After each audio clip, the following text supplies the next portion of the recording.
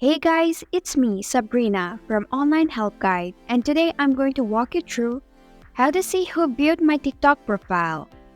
It's pretty simple and quick, so let's jump in. If you are wondering who is checking your TikTok profile, it's a cool feature that allows you to see who viewed your TikTok profile page.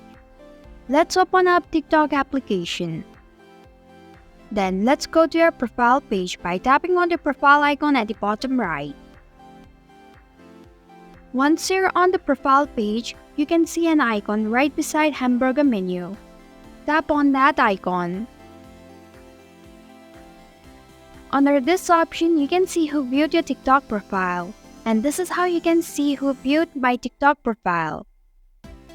Thank you for watching Online Help Guide. Hope this video was helpful. If it was, hit the like button and comment down if you have any questions or feedback. Also, if you're new to our channel, subscribe and hit the bell icon so that you don't miss our upcoming videos.